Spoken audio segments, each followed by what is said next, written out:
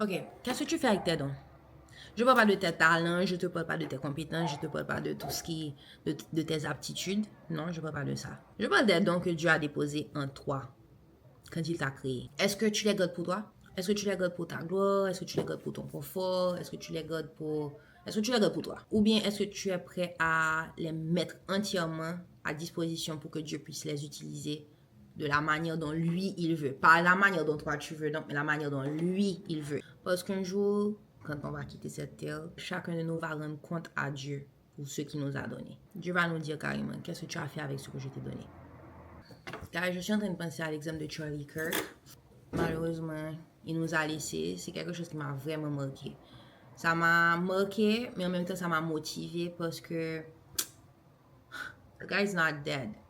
The guy is not dead. Je vais vous dire pourquoi. Parce que oui, il est parti sur cette terre physiquement, mais il a laissé derrière des graines.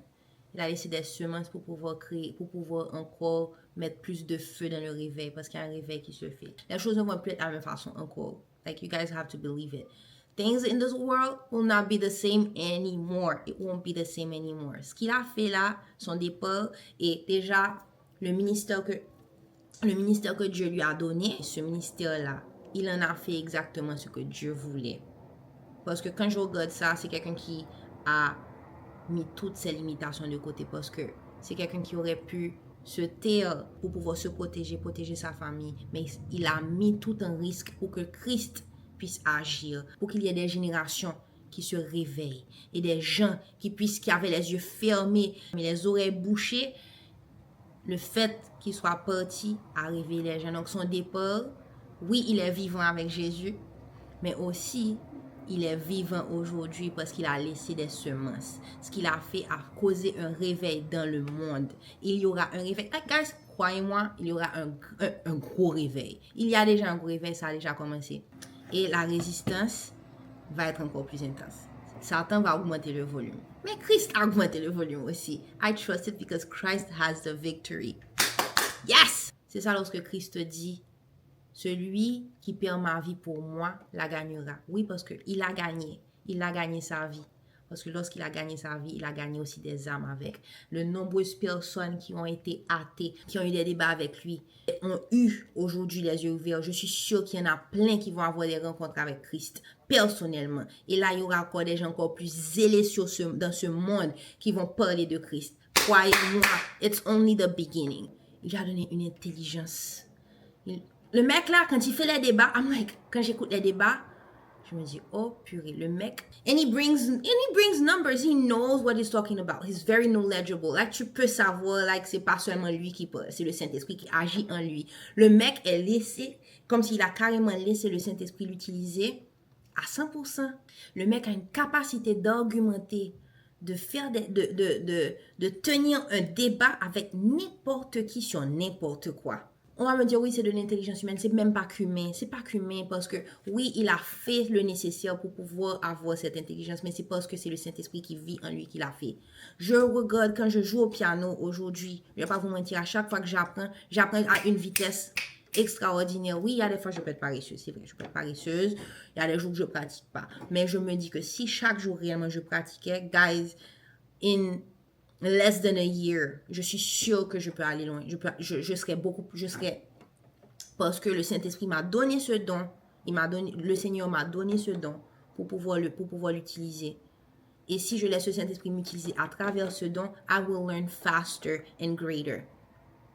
Et je pense qu'il y a plein de gens qui écoutent cette vidéo, qui peuvent témoigner, qui ont vécu cette chose, qui peuvent témoigner de ça. Parce que lorsque tu mets ton talent et toutes tes aptitudes à profit, tu laisses le Saint-Esprit t'utiliser, vous verrez des choses que même vous-même, vous ne croirez jamais être capable de faire. Vraiment. Donc, on voit cet exemple à travers Charlie Kirk. Il n'a pas gaspillé ses dons. Il n'a pas dit, je vais me taire, je vais rester discret, je vais protéger ma famille. Déjà, lorsque tu dis que tu protèges ta famille, guys, tu prends la responsabilité de Dieu sur toi. Tu prends la tâche que Dieu, celui-là, c'est lui qui devait s'occuper de ta famille, tu décides de prendre ça. Ça, c'est de l'orgueil. Lorsque tu dis que, oh, je dois protéger ma famille, etc., donc je me tais, etc. Donc déjà, tu laisses Satan te gagner. parce que tu as peur. Et puis deuxièmement, c'est l'orgueil parce que tu prends le travail, tu prends le job de Dieu, tu le mets sur ton dos. Tandis que Dieu te dit non, non, je t'ai donné cette responsabilité. Je te donne la responsabilité de parler pour moi. Tu protèges ta famille d'une manière, d'une certaine manière, à une certaine limite. Mais au risque de ne pas utiliser tes talents, non, je ne t'ai pas donné cette permission. I don't know who I'm talking to right now. Je ne sais pas à qui je parle maintenant. Il a pris ce que Dieu a mis en lui et il l'a utilisé pour pouvoir influencer une génération. La semaine dernière, on l'a tué. On l'a abattu. Une balle dans le cou. Pourquoi? Parce qu'il défendait la vérité. Parce qu'il a parlé, il a osé dire des choses que les gens ne voulaient pas entendre. Ça a fait mal. Ça a fait mal.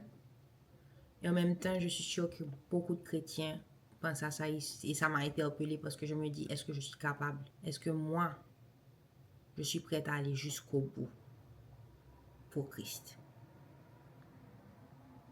Moi, je suis prête. Je ne sais pas pour toi. Est-ce que tu es capable de mettre ta vie à risque pour Christ? Est-ce que tu fais confiance à la parole lorsque Jésus te dit que celui qui décide de perdre sa vie pour moi la gagnera? Est-ce que tu crois à ça? Est-ce que tu veux croire à ça? Est-ce que tu choisis de croire en Christ lorsqu'il te dit ça? Parce qu'en réalité, si tu décides de vouloir protéger ta vie, je suis désolée, tu ne vas pas la protéger pendant longtemps parce que lorsque tu vas quitter ce monde, I don't know how you're going to be able to do it. Tu vas peut-être la protéger pendant un certain laps de temps. Tu vas te taire. Tu vas t'enfermer. Je ne parle pas pour la nation des États-Unis seulement. Je ne sais pas, maintenant là que je vous parle, je pense à mon pays. Mon pays, je viens d'Haïti. Je pense à plein d'autres nations. Des gens qui ont décidé de fermer leur bouche pour pouvoir laisser le mal prendre le dessus. Lorsque tu tais, tu participes au problème. Plein de gens se sont tués. Juste parce qu'ils avaient peur, ils veulent protéger leur famille. C'est légitime, hein? C'est tout à fait légitime. Mais est-ce que tu as la foi? Est-ce que tu veux faire agir la foi en toi? Si toi, tu as la foi et que tu décides de faire ça, tu ne permets pas à la parole de s'activer dans ta vie. Oh, c'est fou ça. Tu ne permets pas à la vérité d'agir dans ta vie réellement. De voir ce que Dieu est capable. The enemy is robbing that from you. Donc, est-ce que tu es prêt à donner tes dons à Dieu, même si ça te coûte cher?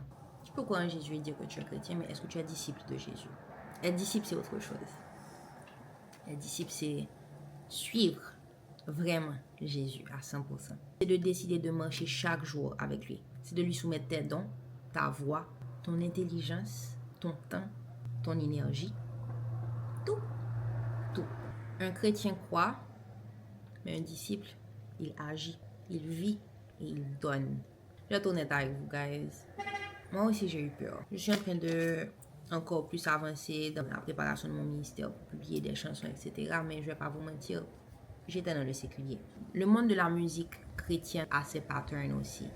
Donc, des fois, je suis tentée à vouloir fit dans certains patterns, surtout le pattern des réseaux sociaux aussi. Donc, j'ai tendance à vouloir entrer dans le moule. Vous voyez? Et puis on te dit, tu dois poster plus. Surtout le moule des réseaux sociaux, on te dit, tu dois poster plus. Tu dois penser à ta carrière, tu dois penser à ta visibilité, tu dois penser à l'argent, tu dois penser à tout ça, tu dois penser à toutes ces choses-là, tu vois. Ce qui est tout à fait humain, ce qui est tout à fait légitime. Oui, tu dois penser à ça. Mais il ne faut pas oublier que Dieu aussi, il sait tout ça. Il sait ce dont tu as besoin. Puis aussi, oui, tu dois suivre les règles de l'industrie. Parce que oui, l'industrie a ses règles aussi. Ce pas des règles qui vont être citées, normées avec des clauses, non. Mais tu vas voir, par exemple, comme il y a quelqu'un qui a réussi d'une certaine manière. Donc, tu vas dire, oh, c'est comme ça que je dois aller. Donc, tout le monde va suivre cette voie, tandis que Dieu t'a créé de manière unique. Et il sait comment te propulser, il sait comment amener du monde à toi. Et c'est lui qui choisit ton audience, c'est pas toi. C'est pas à toi de, comment on dit ça, en créole on dit battre corps. C'est pas à toi de battre ton corps pour pouvoir aller chercher ton public. You just create with the Holy Spirit and you deliver. Tu as appris à faire ça seulement. Tu crées, tu publies. Le reste, le marketing là, tu laisses le Seigneur s'en charger. Si tu crois en lui, si tu crois en sa puissance, si tu crois en ses capacités.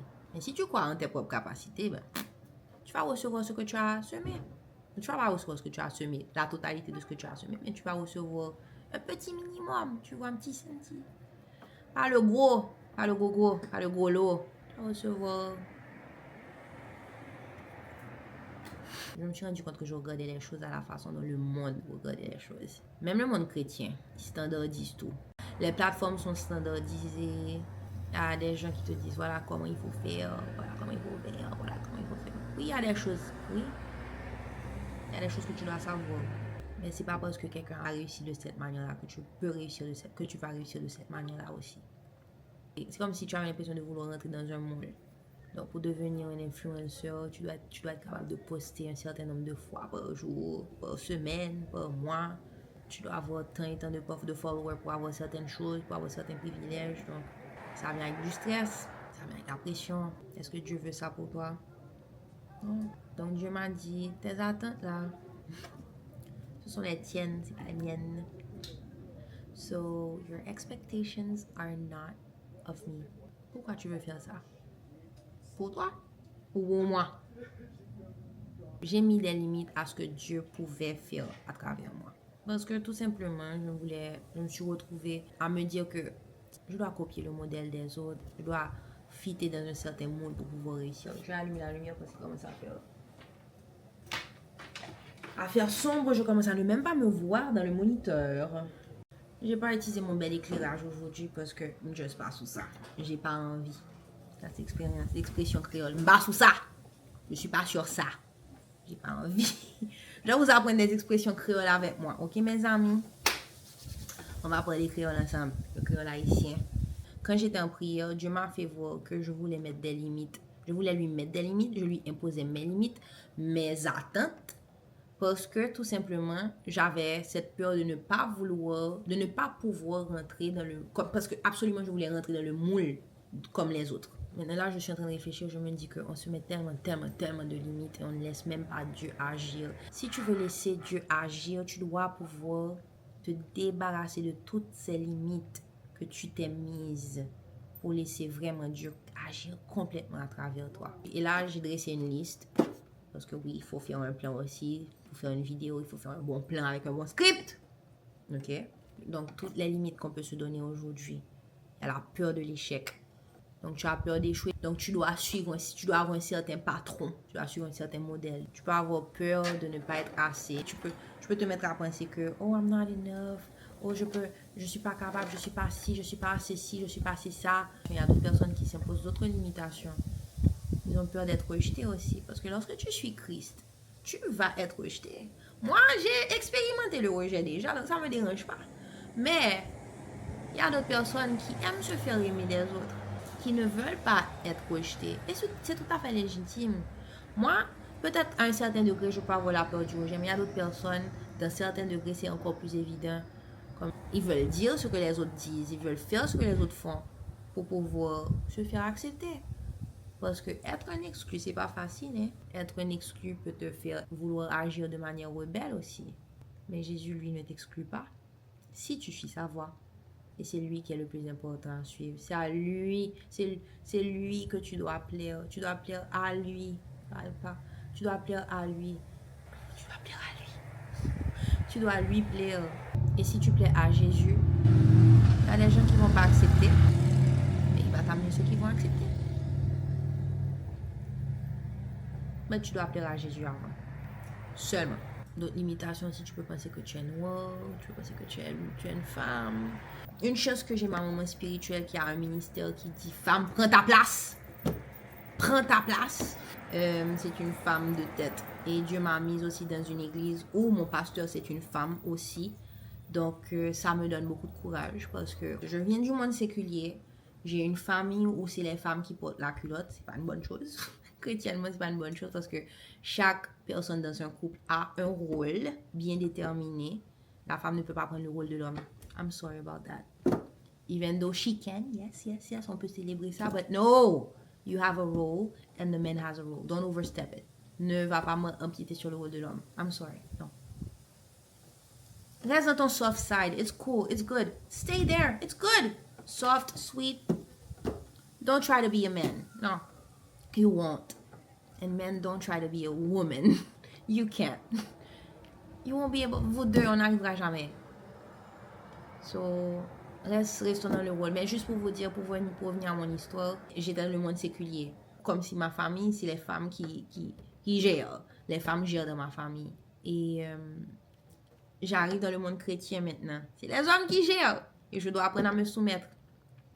J'ai fait l'expérience. J'étais dans un mariage aussi où j'ai choisi de faire la soumission, mais je n'étais pas en Christ. Il n'était pas en Christ. Je me suis soumise d'une autre manière qui n'était pas bonne, qui n'était pas la bonne du tout. Mais ça, c'était vraiment pas la soumission. C'était plutôt la disparition de la personne que Dieu voulait que tu sois, littéralement. C'est comme si tu décidais de tuer cette personne et de devenir une autre. Ça s'appelle pas la soumission, ça. On parlera de la soumission une autre fois. Mais la femme a sa place et elle a un rôle bien déterminé aussi. Donc, c'est pas parce que tu es une femme que tu ne dois pas utiliser les talents que Dieu t'a donnés pour pouvoir influencer une génération. C'est pas parce que tu es noire que tu ne dois pas utiliser les talents que Dieu t'a donnés pour pouvoir influencer une génération. Tu sais pas, Dieu peut te mettre toi en tant qu'homme, en tant que femme, il peut te mettre dans un environnement, par exemple, un homme, il peut te mettre dans un environnement de femme uniquement où tu dois apprendre à les respecter. Tu dois apprendre, tu vas apprendre plein de choses, mais aussi Dieu va utiliser tes aptitudes pour pouvoir aussi toucher une génération et toi aussi à être guéri aussi, parce que lorsque il te donne un ministère, c'est pas seulement pour pouvoir servir, mais c'est aussi pour que tu puisses guérir. Donc, le fait que tu sois noir, le fait que tu sois une femme, le fait que tu sois, je sais pas, peu importe, bleu, vert, orange, d'une n'importe quelle couleur que tu es, c'est pas une limitation pour Dieu. I'm sorry, c'est Satan qui met ça dans ta tête. Une autre limitation que Satan peut te donner aussi, c'est ah oui, tu vas blesser ta famille. Ça, c'est moi. Ça, c'est, je parle de moi là, par exemple. La plateforme que Dieu m'a donnée va blesser ma famille. I'm sorry. Ce que je vais dire va faire mal à ma société, à mon peuple, à ma nation aussi. Va faire mal à des gens. Parce que si je parle de la vérité, I'm sorry, la vérité blesse. Et la vérité enlève certaines couvertures, fait le mensonge sortir. Et lorsque le mensonge sort, oui, il y a des gens qui seront fâchés. I'm sorry, it's gonna happen. It's gonna happen. Est-ce que tu es prêt à ça? Tu peux perdre des gens de ta famille. Tu peux perdre des amis. Tu peux perdre tout ton entourage. Tu peux être exclu d'une société. On ne voudra même pas t'inviter à certains endroits. On va choisir de ne même pas t'inviter à droite. On va pas t'inviter à gauche. Who cares? You have Christ. C'est lui qui régit ta vie. C'est lui qui t'a donné la vie. Pourquoi tu vis sur cette terre pour toi? Toi qui es juste temporel. Il y a la peur aussi de se faire licencier. On peut te mettre dehors de ton travail. Ça, c'est de gros risques, ça.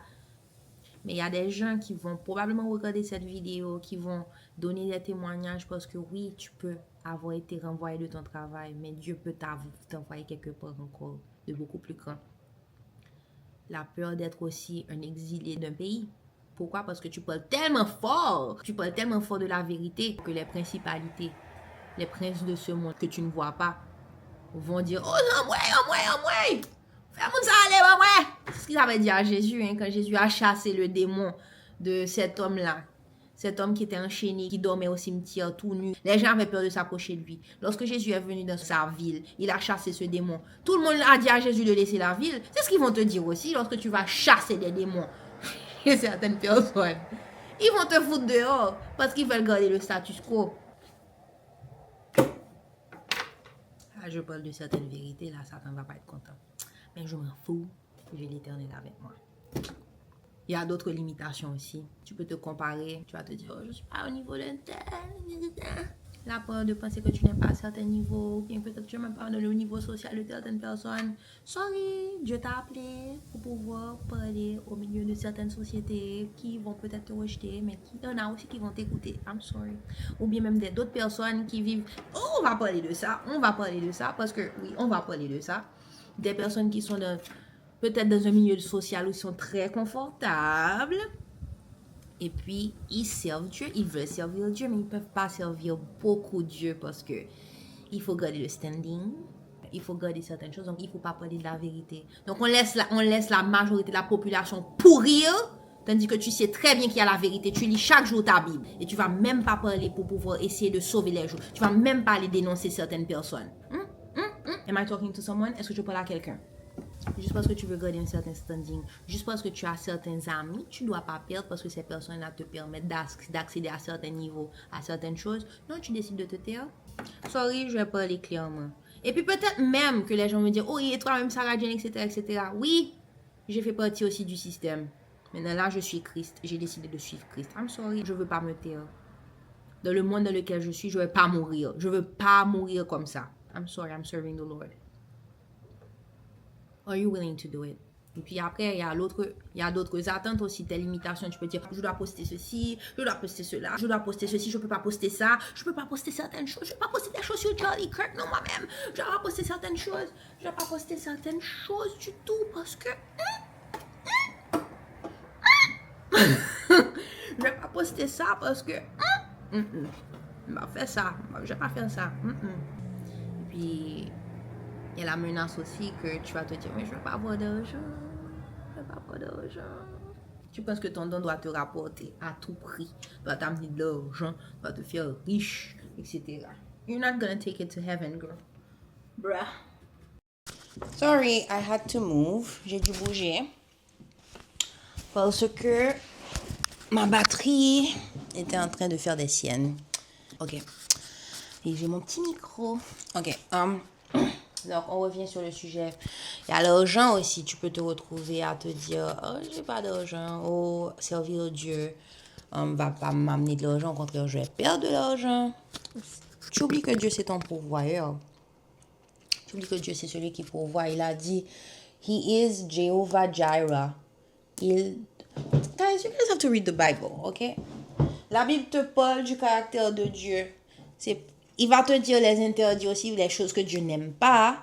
Mais vous devez savoir que la parole de Dieu, c'est la vérité. C'est le manuel qui parle de tous les péchés du monde et qui te dit que Dieu te pardonne si tu laisses tomber tous ces péchés-là. Parce que Dieu est saint. Ça sera un autre sujet encore. Dieu est saint. Le bien ne peut pas cohabiter avec le mal. Si toi, tu as tes péchés, tu vas lui dire à Dieu, ok, lave-moi so I can stay with you. This is simple. C'est tout ça. C'est tout simple. Mais si tu choisis de cohabiter avec ton péché, ça c'est ton problème. Mais Dieu ne va pas vouloir mingle avec ça because He has His rules. He has created you for a purpose. Si tu choisis le péché, that's on you.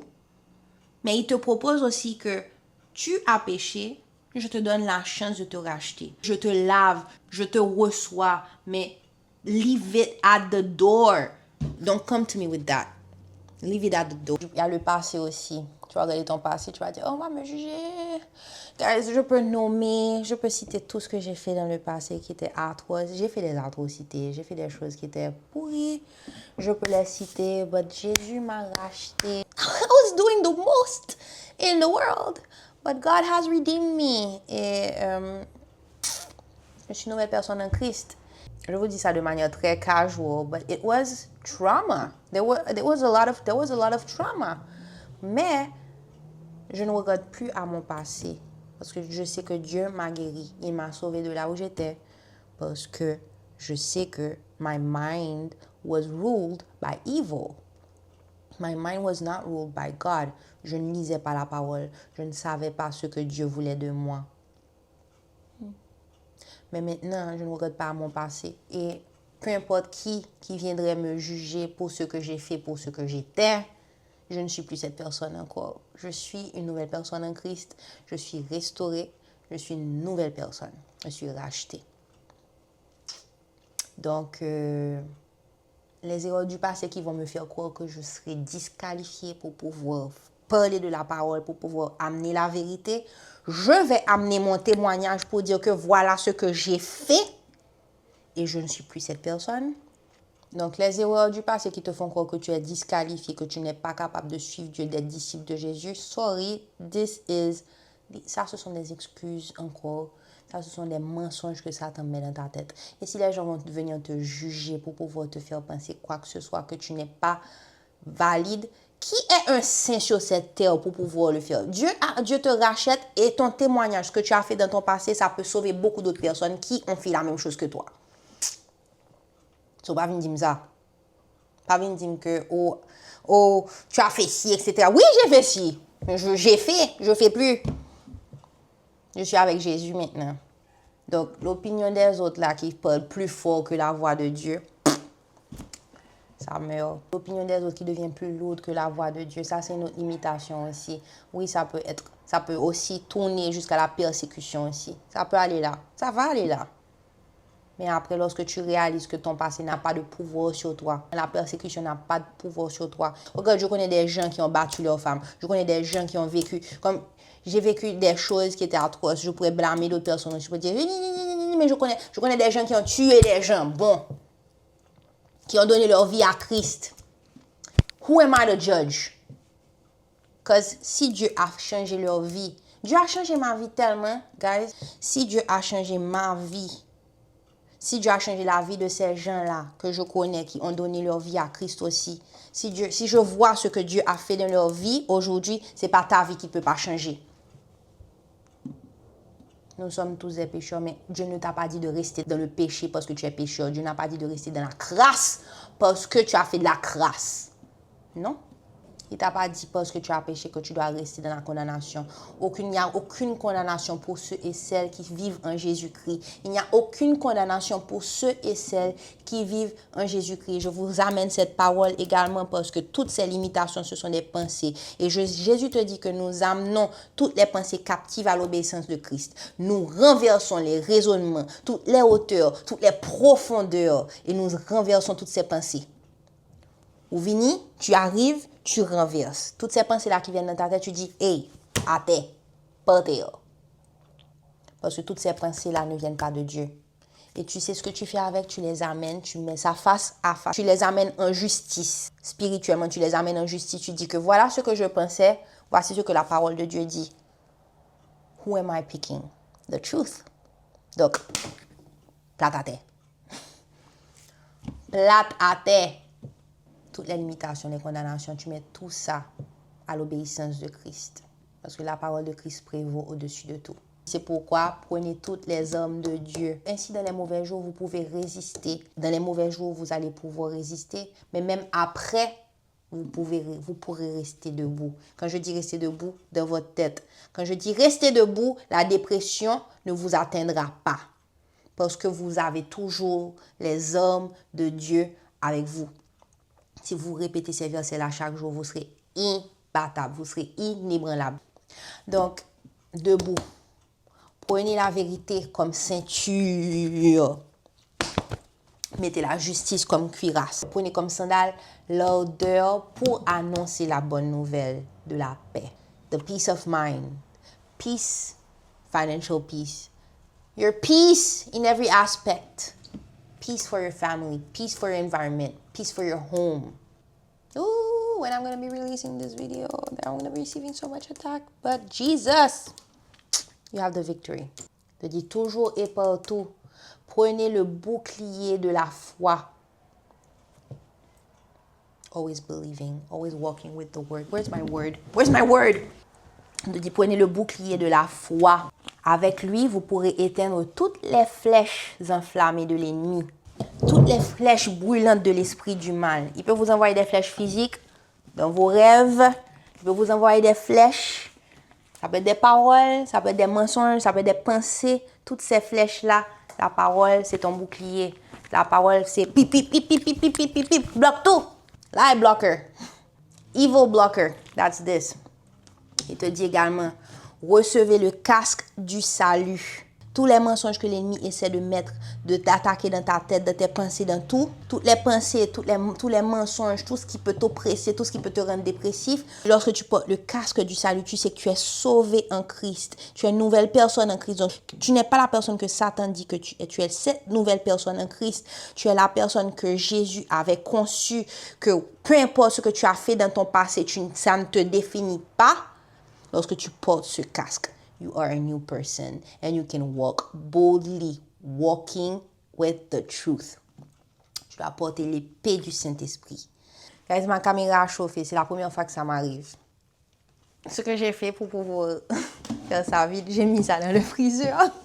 J'ai cité beaucoup de limites, mais aucune de ces limites n'est plus grande que le Saint-Esprit qui vit en toi. Dieu m'a rappelé un passage dans le psaume 1. qui dit que celui qui lit la parole de Dieu est enraciné comme un arbre qui est planté près d'un courant d'eau.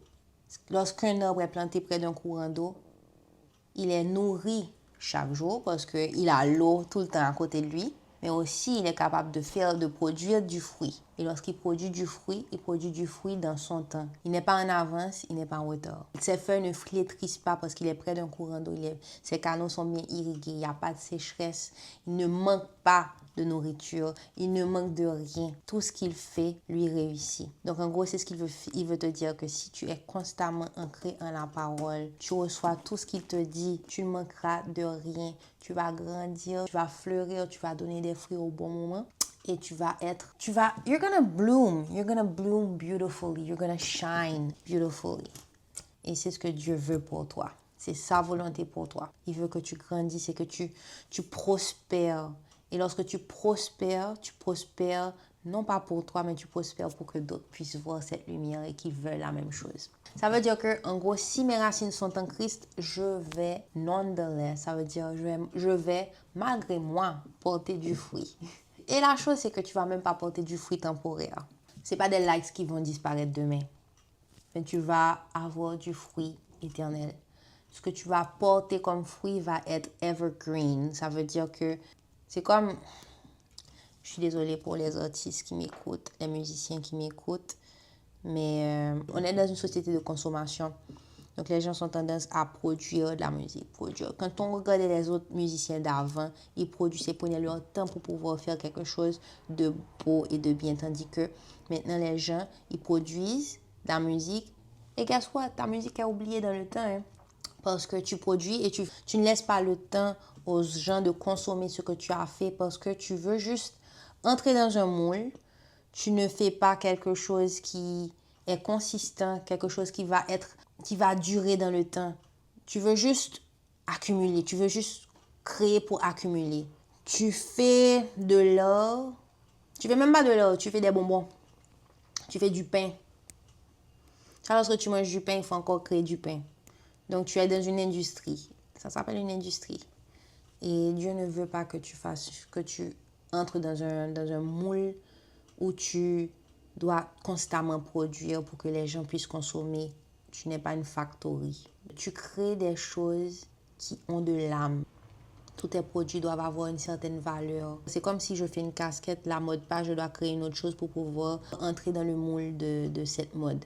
Parce que les gens ne vont pas aimer ce style encore de musique. Je dois parler de certaines choses parce que c'est la saison où il faut parler de certaines choses parce que les gens ne vont pas consommer après. Donc, c'est comme si tu t'adaptes aux autres au lieu de sortir du lot.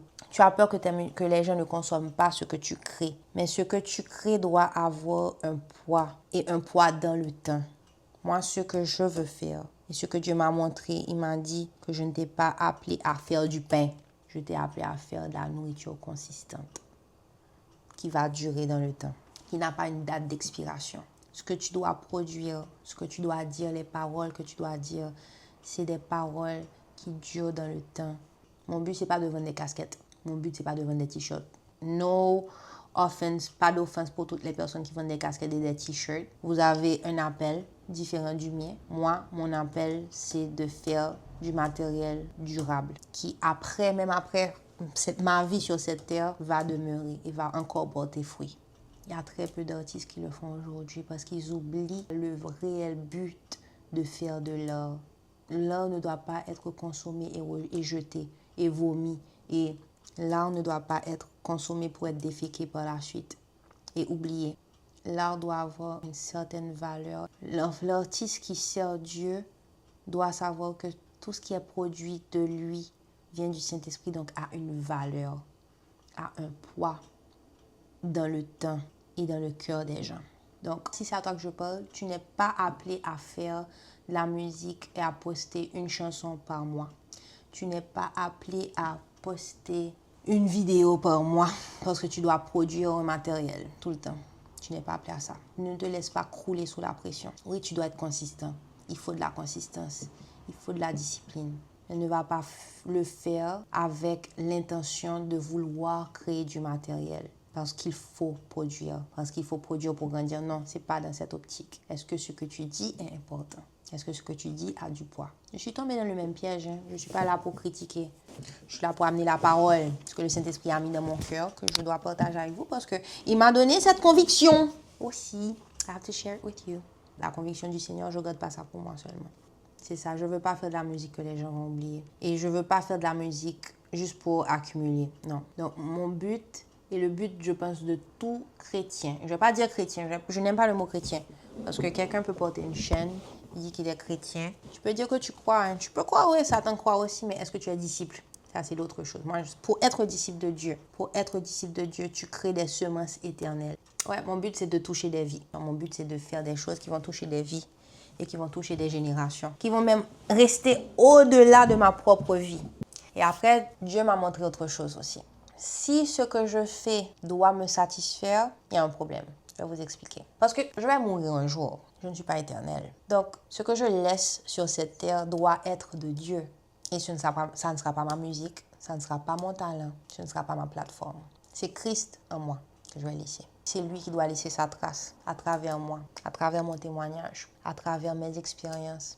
Pas moi. Qu'est-ce que j'ai à laisser? J'ai rien à laisser, moi. Je laisse ce que Christ a fait à travers moi. C'est ce dont les gens vont se rappeler lorsque tu vas partir, lorsqu'on ira à tes funérailles. Je me rappelle quand mon père est parti. Ce que mon papa m'a légué comme héritage, c'est une phrase toute simple. C'est la valeur d'un homme se mesure à l'aune de son cœur. Je pense que c'est de sa vie qu'il a appris beaucoup de choses par rapport à ça. Et il a fait des choix aussi par rapport à ce qu'il a appris dans sa vie. Il m'a appris encore plein d'autres choses. Mais ça, c'est l'une des choses qui sont restées. Et plein d'autres choses. Mais c'est ce qui va rester. Mais si dans ta vie, tu as récolté beaucoup, mais vraiment beaucoup de choses superficielles, même en matériel aussi, les gens ne vont pas se rappeler. Je ne sais pas si c'est un proverbe ou bien je ne sais pas si c'est un mime. On te dit qu'on va jamais se rappeler, oh, cette personne avait une belle voiture. Sauf si tu es matérialiste ou bien sauf si tu as une vision qui est très superficielle. Les gens vont se dire, mais elle avait une belle voiture. Oh, je me rappelle de son beau sofa. Je me rappelle de son beau tableau chez elle. Je me rappelle de ce canapé de tel designer chez elle. Oh, mais elle avait du goût. Et peut-être qu'on dira qu'elle avait du goût. Mais on ne va pas se rappeler des choses qu'elle a achetées parce que ces choses ne vont pas rester. Donc, qu'est-ce que j'ai à laisser? Moi, comme héritage, c'est ce que le Christ m'a appris à travers mes témoignages. Et c'est ce qui est le plus important. Donc aujourd'hui, moi, je veux t'encourager. Arrête de croire que pour réussir, tu dois rentrer dans un moule. Tu dois vendre ton âme pour pouvoir réussir. Arrête de croire ça. Arrête de croire que pour réussir, tu dois plaire aux autres. Arrête avec tes talents. Dieu t'a fait unique. Tes dons sont uniques. Et ton appel aussi est unique. Donc, ne va pas essayer de rentrer dans un moule. Il t'a fait unique et ne va pas non plus essayer de fitter le standard d'une industrie pour pouvoir essayer de produire. Même si tu vois les gens qui courent, qui te dépassent, ok, tu as ton rythme, le Seigneur t'a donné un rythme. Et tu sais, il y a une chanson que j'aime beaucoup qui dit que, je vais vous dire c'est quoi, la chanson est tellement magnifique, comme vraiment chapeau pour les gens qui ont écrit cette musique-là. C'est une chanson qui m'a touchée. J'aime beaucoup, beaucoup, beaucoup. La chanson s'appelle The Slower I Go. I'm not gonna play it, but je vais juste lire les paroles de la chanson. The Slower I Go par Seu, S-E-U, Worship, et Chelsea Plank. C'est une chanson vraiment belle et qui me fait réaliser. Chaque fois que je l'écoute, je me dis, I'm in my timing. Je suis dans mon temps. Je donne mon fruit en ma saison. Je ne suis pas pressée. Parce que le Seigneur sait que je suis au bon endroit, au bon moment. Les gens peuvent me dépasser. Tant que je suis ancrée dans la parole, je suis au bon endroit, au bon moment. Les paroles, le refrain il dit slow feet, slow plans, steadfast in patience. Rid me of my quickness, I'll be soon to listen. It seems as though the slower I go, the faster I arrive. Et c'est vrai, quand tu es ancré en Christ, tu as les yeux fixés sur lui, tu ne vois même pas la vitesse à laquelle tu vas. C'est beau. I love the song, c'est tellement joli. Te dis, I love how we're talking, just me and you. Ça, tu parles de l'expérience, tu passes du temps, tu as tellement les yeux fixés sur lui, tu profites du moment que tu passes avec lui. Et plus tu passes du moment avec lui, tu ne réalises même pas que tu avances. Tu n'avances pas comme le monde, tu avances comme le Christ te dit d'avancer. Donc, ouais, c'est ça. Je te dis, ton appel est unique. Et je vais vous dire, il y a des gens qui doivent sûrement se dire, oh, la terre, mon talent, c'est un gaspillage. Ça va être c'est gaspillage, tu gaspilles ta voix, tu gaspilles ta voix. Je vous entends, hein, je vous entends. C'est un gaspillage. Tu peux penser que c'est un gaspillage, mais moi, je sais que je suis au bon endroit. Peut-être que je ne réponds pas aux normes de l'industrie qui dit qu'il faut créer, il faut produire tout le temps, tu dois tourner, tu dois avoir un manager, tu dois faire des interviews, tu dois contacter tel intervieweur pour dire que voici ce que tu fais, etc., etc. Sarah Jane, qu'est-ce que tu as fait? Tu laisses tomber ta carrière, blablabli, blablabla, je sais. J'ai entendu tout ça parce que je disais ça aussi des autres artistes qui sont devenus chrétiens. Je disais ça aussi. Mais après, quand j'ai franchi l'autre bord, j'ai compris. J'ai compris. Donc, mon cher, tu peux penser que c'est un gaspillage, mais le jour où tu vas franchir l'autre cap, tu vas comprendre ce que j'ai vécu et tu vas comprendre pourquoi j'ai franchi le cap. Tu vas comprendre. Tu vas comprendre. Donc, non, c'est pas un gaspillage. Vraiment, parce que je suis contente que je marche avec la vérité. Et c'est la meilleure décision que j'ai prise de ma vie. C'est la meilleure décision parce qu'aujourd'hui, je ne sais pas ce que j'aurais fait. Je ne serais même pas vivante aujourd'hui. Tellement tabac comme que vraiment, le Seigneur m'a au bon moment, au bon endroit. Yes. Et même s'il y a une seule personne qui écoute ce que je fais, c'est pas la volonté de cette personne. C'est le Seigneur qui a envoyé cette personne pour m'écouter. Et cette personne va être bénie. Et moi, ça fait ma joie parce que c'est le Seigneur qui a amené cette personne vers moi. I'm good. I don't need to please the world. Donc, même si j'ai seulement un seul spectateur, I'm fine. I'm good. C'est pas ton ministère. C'est le ministère de Dieu. Don't get mistaken. Ne sois pas confus là. C'est pas ton ministère. Rappelle-toi que c'est le ministère de Dieu. Donc, si c'est lui qui t'a donné ce ministère, pourquoi tu dois t'inquiéter des gens qui viennent ou qui viennent pas? Si c'est lui qui t'a donné ça, cette plateforme, il va s'assurer d'amener toutes les personnes, les bonnes personnes sur ta route, la bonne équipe, les bons photographes, les bons vidéastes, la bonne équipe de gestion des réseaux sociaux au bon moment. Au bon moment. Juste be steadfast in patience. Reste ancré en lui. Donc, si je te demande aujourd'hui, qu'est-ce que tu fais avec les dons que Dieu t'a donnés? Est-ce que tu les caches? Est-ce que tu les utilises pour toi? Ou bien est-ce que tu es prêt à les remettre entièrement à Jésus pour qu'il les utilise à sa manière? Même si ça te coûte ta vie, même si ça te coûte tout. Charlie Kirk a vécu peu d'années, mais il a marqué sa génération parce qu'il n'a pas retenu ses dons. Et toi, qu'est-ce que tu vas faire? Est-ce que tu vas vivre pour toi? Ou bien est-ce que tu vas vivre comme un disciple, entièrement soumis à Dieu, entièrement donné à Dieu? Il y a une chanson aussi, pendant tout le long, je pense que même avant que Charlie Kirk parte, cette musique-là n'arrêtait pas de... C'est comme si ça chantait dans ma tête, ça chantait fort dans ma tête. C'est une chanson de Dantino Ikan, ça s'appelle Agiazo, qui dit que littéralement ma vie n'est pas à moi, je suis dédié à toi. Est-ce que tu es prêt à dédier ta vie à Dieu, celui qui t'a créé, your maker? Or are you going to make it all about you for this time on this earth? Parce qu'après, tu devras lui rendre des comptes, hein? Just letting you know. Donc, voilà, moi, je vais terminer avec cette vérité, guys. Juste ça, pour vous dire. Les dons que Dieu t'a donnés, c'est pas à toi. Ils viennent de lui. Ils sont pour lui. Et quand tu les remets, ça va créer un impact éternel. Et si ça vient de toi, si tu crées de la façon dont toi tu vas le faire, ça ne va pas créer d'impact éternel. Ça sera juste une petite étincelle, toute petite. Tu peux peut-être penser que cette étincelle, c'est « Wow !» Mais c'est pas ça. C'est pas ça. Lorsque tu donnes à Dieu ton talent, tu vas pas avoir un seul feu d'artifice. Tu vas avoir un boucan. Un boucan. Je ne sais pas ce que ça va être, mais c'est plus grand que ce que tu aurais imaginé. Crois-moi. J'y suis pas encore, mais j'ai vu autour de moi. Et j'ai vu ce qu'il a fait dans la vie de Charlie Kirk. J'ai vu ce qu'il a fait dans la vie de plein d'autres personnes. C'est pas une étincelle qui fait ça. Elle ne meurt pas, cette étincelle. Elle ne meurt pas. Donc, dis-moi, qu'est-ce que tu fais avec tes dons?